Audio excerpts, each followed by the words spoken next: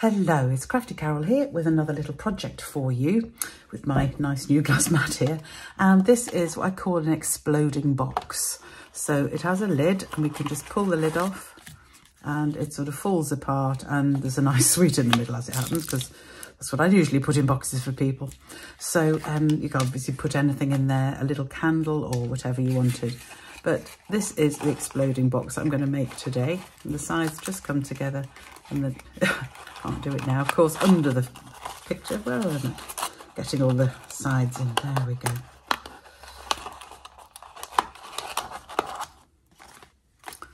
There, the box comes together. Right, so what do you need for the box? Well, got all my bits in. You need a box base, a box lid and a middle bit. So I used here, this is the Flight and Airy paper from Celebration that I'd made the box with originally. This is the Most Adored specialty paper, I think, which again was a Celebration thing, but you can use any DSP you've got. It's a good way to use up old DSP actually. So you need a box base, and that is 6 inches by 6 inches. You need a lid, 4 inches by 4 inches, and the insert. And the insert bit, because the box will make a box 2 inches square, so this needs to be slightly less. It's 1 7/8 inches by 5.5 inches. So the next stage is to score all of these pieces. So I shall bring in my trusty scoreboard and hopefully get it so that it's inshot properly. So for the 6-inch bit, I'm going to score it on the other side, what's going to be the inside of the box. And you want that to score the box base, the 6 by 6, 2 and 4 inches on each side. So you find your 2-inch, line your stylus up in the channel and just drag it down, and it'll follow the channel down and give you some nice straight lines. So the same on the other side, 2 and 4 inches. Really simple, this scoring. On the box lid, we're going to score it at 1 inch from each side. So that's 1 inch and 3 inches on the 4-inch piece. Turn it round, do the same thing, 1 inch and 3 inch. So scoring is really easy on there. The only slightly more awkward bit of scoring is for the insert bit.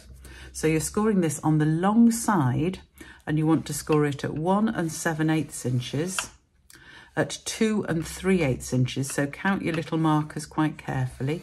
2 3/8 inches, 4 1/4 inches, and 4 3/4 inches. So that is all your scoring done. So it's really simple. I haven't given the metric measurements for this because I use the scoreboard. I haven't got the metric plate with me, so yeah, I didn't want to bother too much about that. So I've done it all in inches today. So here is the insert piece, and this is the next piece I'm going to fiddle with because I want to punch a circle, and you want to punch it. Can you see you've got a sort of big fold, a little fold, and 2 more little folds this end. This center bigger piece is where you want to punch, because this is where you're going to punch the hole to put your, whatever you're going to put in there, a sweet or a candle or something. And I've used my 1 1/4 inch punch. You could use a die, and I just line it up using the score lines either side and guessing up and down which is roughly the middle. So it doesn't matter, it doesn't have to be absolutely exact. You could measure it, but I think that way lies madness, going too mad with things. So that is my centre made, and we're going to put that together first. And all I need to do is put some glue on this side here. I'll use Tombow. So on the sort of smallest flap that's left when you've done your scoring, put your glue, and then we're simply going to fold it over to stick it down. So if I fold that in to there, I can fold this over. I should have folded all of these before I actually put the glue on. I've done all my folds properly, and I didn't score them properly, but I can manage that. So I'm going to fold that down, and then I'll have to do my other folds now. So I'll just fold it the other way and squeeze. That'll give me my 4 folds. There we are, because you're basically making a box. So do your scoring of your folds before you actually stick it together. That's my only advice. So that's my insert box. Now we're going to do the lid and the base. And I'll do the lid first, so that can be drying while we do the rest. When it's a square box, you know, often I'll do a tab sort of top and bottom to go in each side. When it's square, I actually like a tab to go round each corner. You'll see what I mean in a minute. So I'm just going to cut them all the same way. So I'm going to cut up the straight line and then make my 2 little tiny V's to shape my tab. Then turn it and cut it in exactly the same way in the next one. So up, 2 little bits at the side. Here again, go up, 2 little bits at the side. And the final one. And again, I should probably have folded this before I did it, but I'll have to fold it now, which is fine. 2 little bits at the side. And there is the cutting for the lid. Just get rid of my bits. Ooh. There we go. So now I'll do my folding, which I should have done before to make it exact, because I haven't got a straight edge to make sure I'm getting all the bits straight now, but hey. It's only a fairly small box, it won't matter too much. So there's my lid. So I've got all my 4 tabs coming in the same way, if you like, in like a Catherine wheel spiral. So I'm going to do the same thing with the glue. I'm actually going to use this, my fast fuse. I haven't got the new one. This is still using up my old bits, but never waste. So I'm going to put glue on each of these tabs and get this to work properly. Come on, tape. So go and stick. The new fast fuses, I think, work far better than this old one, which does seem to jam up every so often. Oh, I think that might be it. I think I might have used it all. Whee!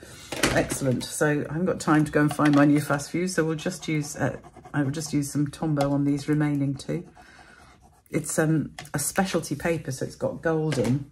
Therefore, it is going to not stick as easily. So just make sure you line the corners up exactly. So you've got a proper corner. I'm going to do these ones. I'll have to hold these a little bit to make sure they stick because it's Tombow, not fast fuse. I'll just hold that together and make it stick properly. There we are. I'll put this corner in. This one's fast fused, so it'll be quicker there. And this one I'll have to hold again. So there we go. So that's all my 4 corners. So you see I have to hold the glued ones because they don't quite stick as quickly as before. Woo, there we go. That should sit and dry out nicely while we do the base. So for the base, we're going to do it slightly differently. We're still going to cut in the sort of Catherine wheel way, but all I'm going to do is on the second score line of each side, I'm just going to cut straight up it. And you know what? I'm going to be sensible and do my folding first as well, because I want to make sure this is exactly straight. So making sure my edges line up properly before I actually burnish that fold.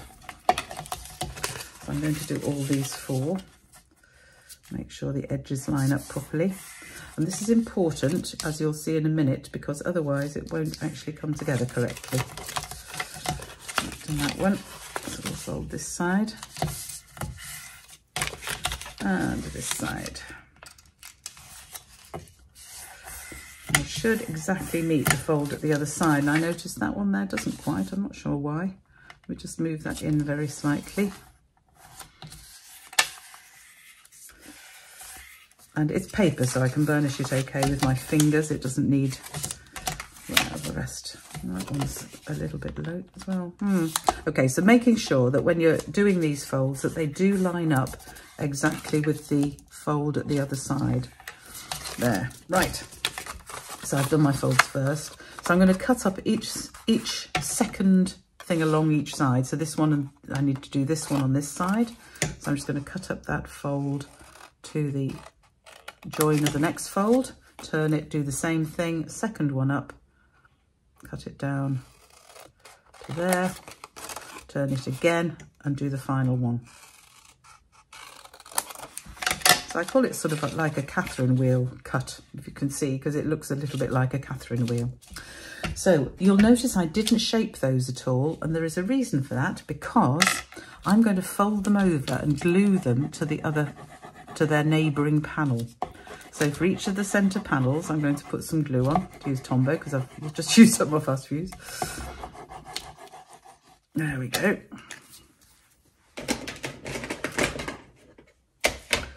So then for each of these, I'm going to carefully fold them over. They should meet, and stick them down.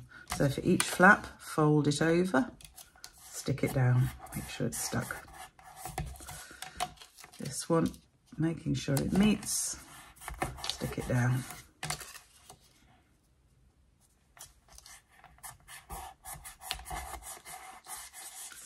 There we go. So that forms our box. How simple is that? And that is our folding box. Now, to make the lid fit on easily, which you've just seen I've struggled with the previous one, I do find it's easiest to just round the corners. So I've got a retired punch here, but hopefully you'll have a corner rounder yourself, and you just simply go round and punch each of the corners. That wasn't very well punched, was it? Let's just shape that one. You can do it just with scissors. It's probably easier. I'm going to make a mess like that, but make sure it's in properly where it should be, and then it'll punch properly. For some reason, going in from this side doesn't seem to fit in as well. I don't know why that is. It's just not going in. I got something jammed in it. I don't think so. It's not cutting that side very well. Oh well. As I say, you can always just trim it by hand. Let's carry on and see if I can do the others, because that was working okay before. It's this side going in. Perhaps I just wasn't putting it in properly, who knows? It certainly didn't want to go in very well.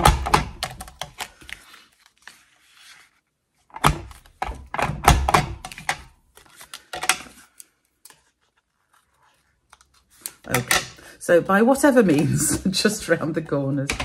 Oh, goodness me. It's one of those days today, clearly. Right, so we've rounded all those corners. That forms our box. And then all that remains is to stick this bit in the middle. So you can either glue the bottom of your insert or put the glue in the bottom of the box, whichever you prefer. Doesn't matter, there isn't a right or a wrong way round to do this. Just making sure it's in the middle, and then press it down to make sure it is stuck down. Raise up that centre again. And there we have our exploding box. Let me find another sweet just to put in the middle. There we go. Bring the edges together. This is the only difficult bit, is holding the edges together while you put the lid on. As you could see before, I was fiddling with it a little bit, as I am with this one as well. But they do go in, honestly, believe me. There we go. So there's my lid on my box, and all that remains is to decorate it. And I've actually, on this one, I used the Love You from the Lifetime of Love set, and I've just stamped the flower from the set, this flower here. Here's the set.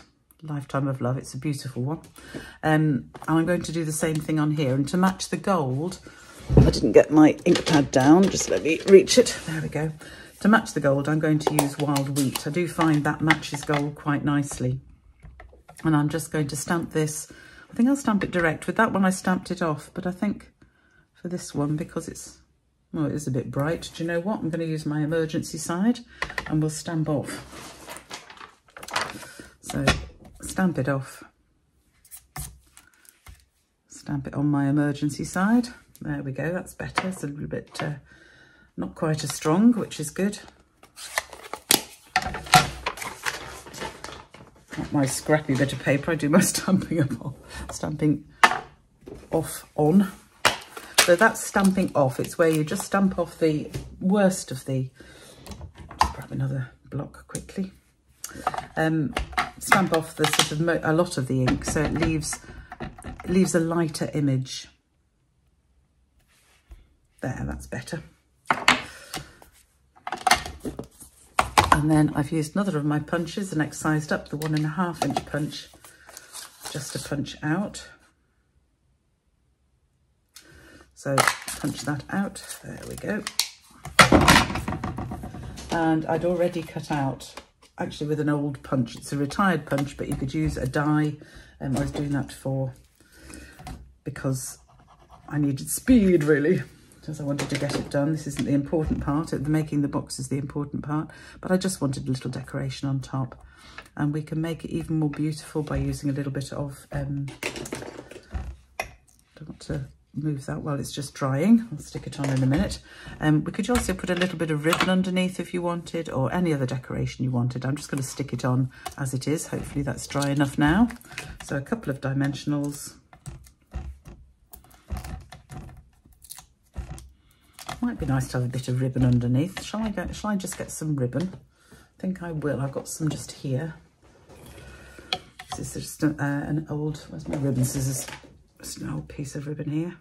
Just want a little bit that I'm going to fold over and just have sticking out. So we'll have that on there. I'll use a little bit of tear and tape. If I can find the end.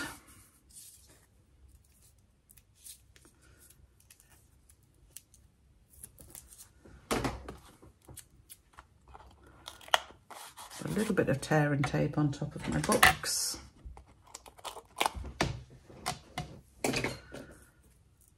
Stick my ribbon on.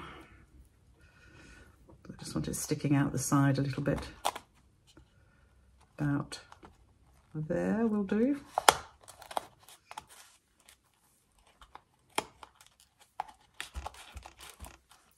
And then I can put my decorated top on the box. Just using some dimensionals, just like that. Fits in the centre. There's my second box. There we go. So I hope you enjoyed that little project of these little exploding boxes. So we can just slide the lid off, and there is our sweet inside, sitting inside. I'll push you right down in there so you don't fall out. Not quite round. I did use Lindor truffles when I first made this. They fit beautifully. But the Malteser truffles fit fairly well as well. There's a truffle thing in my house. I really love truffles. So as I say, the only fiddly bit is holding the edges together while you slide the lid on, so you don't miss an edge. But there we go. So there's my little exploding boxes, I call them, but they're really easy. You can make them fully from DSP. The folding over gives you the strength, so that the box is pretty sturdy, and it just makes a nice little present for somebody. So I hope you enjoyed that today. You can find all the measurements and the instructions and this video again in my blog at craftycarolscards.co.uk. And I will see you again soon. Please subscribe to the channel if you haven't already. Thanks for joining me today. Bye for now.